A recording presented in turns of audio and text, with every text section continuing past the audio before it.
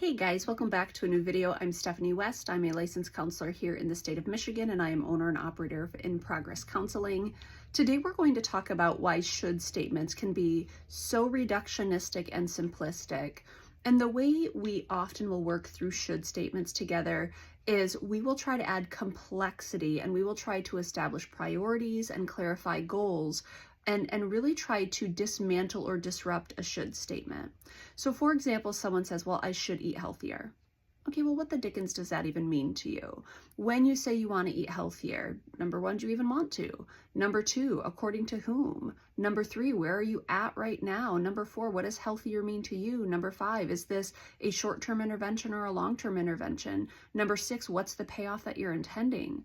There's a lot of complexity, and we've talked historically about fuzzy goals, but here we're talking about a should statement driving an emotional response without it being underpinned with much understanding of what you're asking of yourself or inviting yourself into complexity about what the choice points are in front of you. And so as an example, I work in a lot of faith-based context, and a common thing I might hear is, I should read the Bible more. And so I'll ask a client, I'll say, well, tell me, what does that mean to you? And a client might say, well, I should do it daily. Okay, what does that mean to you? And honestly, it can feel kind of affronting, especially if someone doesn't understand their own motives. And I'm sitting here saying, like, tell me more, tell me more, tell me more. But the point is, we're taking this should emotional fuzziness and we're bringing it into our decision making, and we're exploring, why is that the decision I want to be making? And if I understand my why, perhaps I'm going to actually engage it more successfully, more consistently, and in a way that feels kind of authentic to the life I want to be living.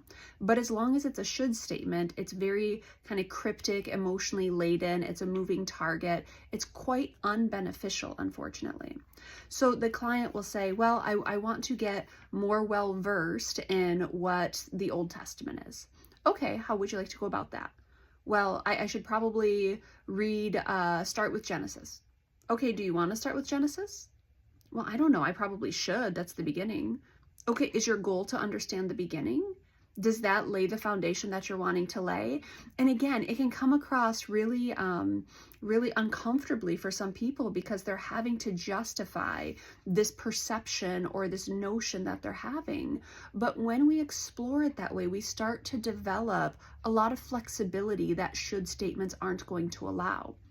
So I'm talking to someone recently and they're saying, you know what, Steph, I think I want to read 2 to 3 verses a day. And I say, okay, tell me about that. And they said, well, a slow digestion of a truth and chewing on it and really getting the most out of it.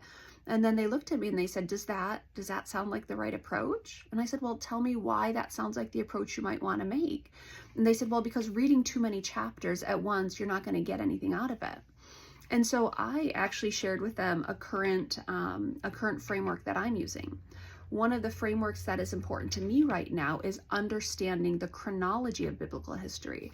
And so I'm actually reading anywhere between 4 and 6 chapters a day, not because I want slow, methodical digestion, but because I actually want to understand the macro narrative, and I want to understand how Chronicles intersects with Kings, which intersects with Isaiah, which intersects with Psalms. I want to understand that type of kind of macro narrative. That's my goal. So then reading 5 to 6 chapters with that goal actually makes a ton of sense.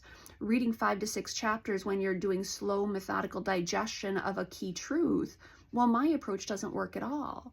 But if I'm running into that should statement of like, oh, you really should read a couple verses, or you really should read 5 or 6 chapters, it's like, where is that even coming from? So what we often have to do is we have to slow it down and ask ourselves a lot of questions. So a should statement says, eat healthier. Okay, we need to develop that. A should statement says, I need to spend more time meditating in my day. Okay, we need to develop that. A should statement says, I need to connect with my kids more often. I love the goal. What does that even look like? What does that even mean? What is the payoff to it? What are you anticipating? How are you going to go about it? There's so many pieces to develop, and should statements are these nefarious little insidious things that they get into our emotions, and they have us comparing ourselves to others, comparing ourselves to this ideal, comparing ourselves to what we wish were true, and they don't give us a framework for moving forward. So when we start to ask ourselves the hows and the whats and the whys and the whens and the what's the payoff and what's the goal and why might it look different than other people? How might my goals be unique to me? That is a robust decision-making matrix to engage in, and it takes me out of those should statements. Should might be a starting point, okay? If something occurs to me, I should do this, I'm allowed to kind of take note of that and say, would that add value? But even then, I'm asking questions about it. I'm not taking a should statement, holding it up against myself, and then assuming the worst about myself because I'm not doing this thing that occurs to me, or this thing that other people say, hey, you really should be doing that. Really? Tell me more. What's the payoff? How do I go about that? What would that look like? How does that compare to these other things that I have going on? Adding complexity starts to disrupt should statements. If you're sitting in a should statement where you're like, I really should do this, or I should do that, I should volunteer, or I should go to bed earlier, or I should use less screen time. I love those things.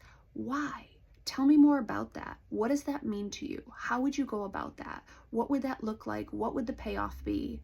Develop those ideas more robustly, disrupt the shoulds, and give yourself a pathway towards doing something that might actually be enjoyable, significant, meaningful, purposeful to you.